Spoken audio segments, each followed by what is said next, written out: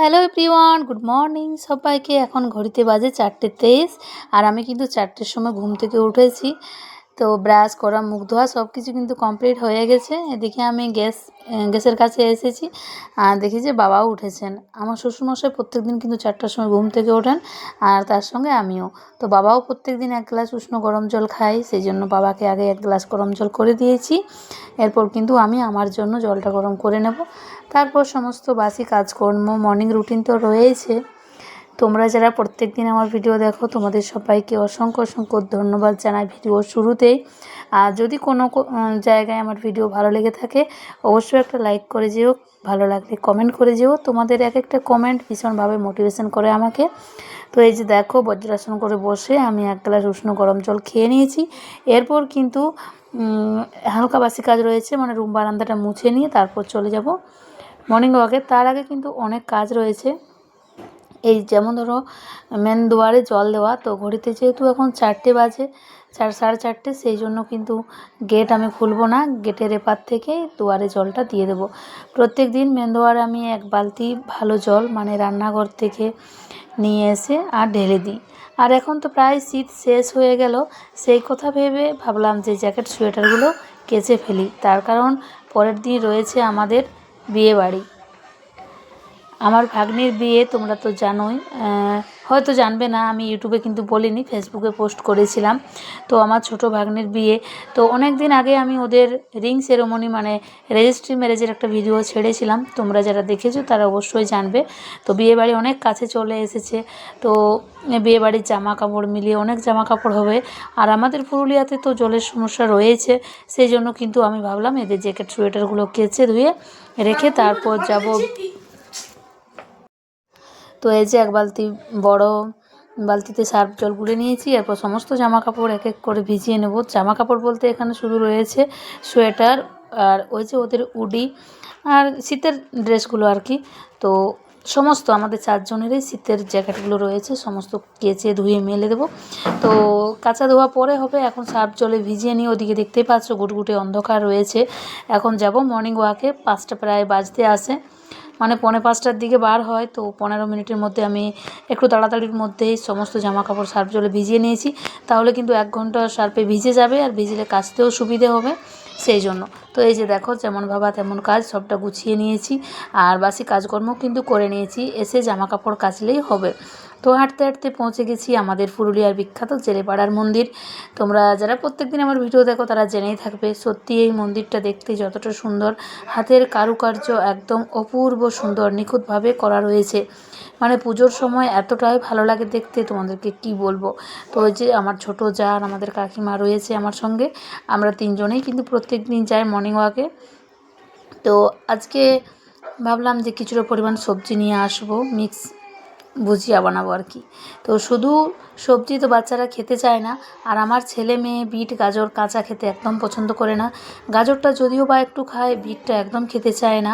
তাই আজকে ওদের জন্য ভাবলাম বিট গাজর আলু মটরশুঁটি সব দিয়ে ভাজা বানিয়ে দেবো, তাহলে ওদের কিন্তু রুটি খাওয়াটা হয়ে যাবে। সেই জন্য তো প্রত্যেক দিন চেষ্টা করি ওদের টিফিনে একটু করে হালকা নাস্তা দেওয়ার। আমি ওদেরকে বাইরের খাবার একদম দিই না, তার কারণ কিছুদিন আগে তোমরা তো জানবেই আমার ছেলেটার উপর দিয়ে যা গেল, সে আর কি বলবো ভাবার বাইরে। ওইটুকু বাচ্চার একটা অপারেশন করাতে হলো। তারপর আমার মেয়েটারও একটা অনেক বড় সমস্যা হয়, তো সেটাও ঈশ্বরের কৃপায় ভালো হয়েছে ওষুধে। তো যাই হোক, আমি ওদের কথা ভেবে আমি ওদেরকে বাইরের জিনিস একদম দিই না।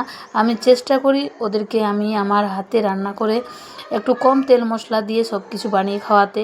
যেমন সকালে একটা টিফিন, বিকালে একটা টিফিন, হালকার মধ্যে, তাহলে কিন্তু বেশ ভালো হয় ওদের শরীরের পক্ষে। এখন দুজনেই ভালো আছে।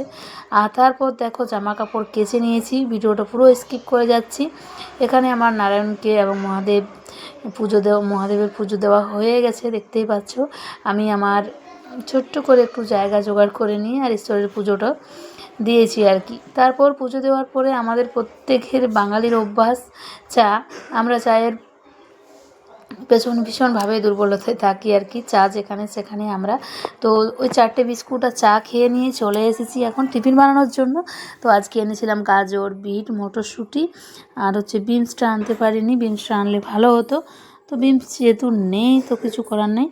যেটা আছে সেটা দিয়ে টিফিনটা বানিয়ে দেবো। তো এই যে দেখো এখন সম্পূর্ণ জিনিসগুলো আমি ভালোভাবে কেটে নিয়েছি।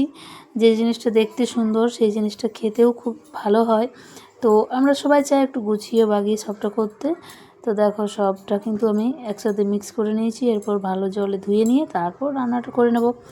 তোমরা কে কোথা থেকে আমার ভিডিওটা দেখছো অবশ্যই জানাবে কমেন্ট করে। আর শ্যামনগর থেকে কাজল, তুমি আমার প্রত্যেকটি ভিডিও দেখো, থ্যাংক ইউ সো মাচ তোমাকে। আর দিদিভাই আপনি কেমন আছে সেটাও জানাবেন কমেন্টে। তো আপনার ভিডিওর অপেক্ষায় রয়েছি। আপনার মেয়ের পরীক্ষা তো শেষ হয়ে গেছে, চাইলে আপনি এখন একটা করে ভিডিও দিতে পারেন, সপ্তাহে 2টো করে ভিডিও দেবেন, তাহলে কিন্তু ভিডিওর মাধ্যমে জানতে পারবো আপনি এবং আপনার পরিবারের সবাই কেমন আছেন। তো এই যে বিট ধুলেই কিন্তু প্রচণ্ড লাল জল বার হয়, তো সেটাই বার হচ্ছে। আর একদম ভালোভাবে পরিষ্কার করে ধুয়ে নেব। চলো তোমাদের সঙ্গে দেখা হচ্ছে কিছুক্ষণ পর।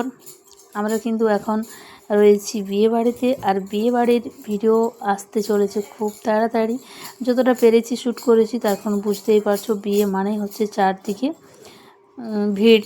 তো এই ভিড়ের মধ্যে ভিডিও করাটাও একটা অসম্ভব ব্যাপার হয়ে ওঠে। তো এই যে রুটি বানানোর জন্য আমি ভালো করে ডোগুলো বানিয়ে নিয়েছি। আগে মেখে রেখেছিলাম আটাটা, তার কারণ 9:30টার মধ্যে টিফিনটা বানাতে হয়। 10টার মধ্যে না খেলে আর কখন খাবে বলো, সেই জন্য তো একটু আগে যদি আটাটা মেখে রাখা হয় তাহলে কিন্তু খুবই ভালো হয় রুটিগুলো, সেই জন্য। আর এখানে তোমরা ভয়েসের সাথে চুড়ির আওয়াজ পাবে, তার কারণ এখানে আমি ভয়েস দিচ্ছি আমার ওই ঠাকুরজির বাড়িতে, মানে ভাগ্নির বিয়েতে এসেছি। তো একটা রুম ফাঁকা পেয়েছি, সেখানে আমার যা কিছু কাজ করছে, তো চুড়ি পড়েছে অনেক, সেই জন্য আওয়াজ করছে। তো কোনো ব্যাপার না, এটাতে তোমরা একটু কেউ মাইন্ড করো না। তো এই যে দেখো ফুলকো ফুলকো রুটি কিন্তু রেডি। কাল নইলে পরশুর মধ্যে কিন্তু আসবে বিয়ের ভিডিও। আমরা যদি কেউ বাইরে কোথাও যাই তাহলে কিন্তু ভিডিওটা পরে পোস্ট করাটাই ভীষণ ভালো। তো সেটা সবাই বুঝতে পারছো, সেই জন্য আজকে আর দিলাম না। আমি একটু ভালোভাবে এডিটিং করে তারপর তোমাদের সঙ্গে শেয়ার করব। তো আমার ছোটো ভাগ্নিকে বলেছিল বিয়ের 2 দিন আগেই আসতে, তো আসতে পারিনি। বিয়ের দিন থেকে যা যা রিচুয়ালস হয়েছে সেগুলোই শেয়ার করব। তবে একটু অসুবিধা হয়েছে বৃষ্টির কারণে, তার কারণ প্রচুর বৃষ্টি পড়েছে বিয়ের দিন সন্ধ্যা থেকেই। ওই জল আনতে যাওয়ার থেকে স্টার্ট যে খাওয়া দাওয়া পর্যন্ত হয়েছে বৃষ্টি। তো যা হোক, আশা করছি ভিডিওগুলো তোমাদের ভালো লাগবে। দেখা হবে নেক্সট কোনো পার্টে। তো এই যে দেখো একটু বাইরে রয়েছি, তাই ভয়েসটা দিতে একটু অসুবিধে হচ্ছে। তো সমস্ত সবজি একসাথে ভালো করে ভেজে নেব, তাহলে কিন্তু খেতে এত ভালো লাগে। আমি এই মিক্স ভাজাটা সত্যি আগে বানাতাম না, আর বাচ্চা যেহেতু বিট গাজর খেতে চায় না, সেই জন্য ভেবেছিলাম হয়তো খাবে না, কিন্তু এত সুন্দর লাগে খেতে। ওরাও বলেছে যে হ্যাঁ খুব সুন্দর হয়েছে। এ নিয়ে ওদেরকে আমি 3 দিন দিলাম 1 সপ্তাহের মধ্যে। তো সপ্তাহে একদিন গ্যাপ দিয়ে যদি এরকম ভাজা দেওয়া যায় তাহলে ভালোই হয়, মানে টিফিনের সাথে আর কি সবজিটা খাওয়া হয়ে যাবে। আর কাঁচা সবজি তো বাচ্চারা খেতে চায় না, যেমন ধরো বিট গাজর ওদের বিরক্ত লাগে। যেসব বাচ্চারা কাঁচা খেতে চায় না তাদের জন্য ভেজে দিয়ে খাওয়াটাও খুব উপকার। তো এখন আমার নাস্তা রেডি। চলো এখন আমি মেহেদি লাগাবো। তো বিশ্বাস করো মেহেদি লাগানোর যে শ্যুট সেটা তোমাদের সঙ্গে শেয়ার করতে পারিনি, মানে ওই যে কাজের চাপে ভুলে গেছিলাম। এদিকে ব্যাগ প্যাকিং রয়েছে, ওদিকে জ্যাকেট সোয়েটার সমস্ত কিছু কেচেছিলাম, সেগুলো গুছাতে বাকি ছিল। তো বিয়ের দিন সকালে, মানে বাসি বিয়ের দিন আর কি আমি এখানে ছিলাম, তো সেখান থেকে শেয়ার করলাম তোমাদেরকে ভিডিওটা। দেখা হচ্ছে নেক্সট ভিডিও।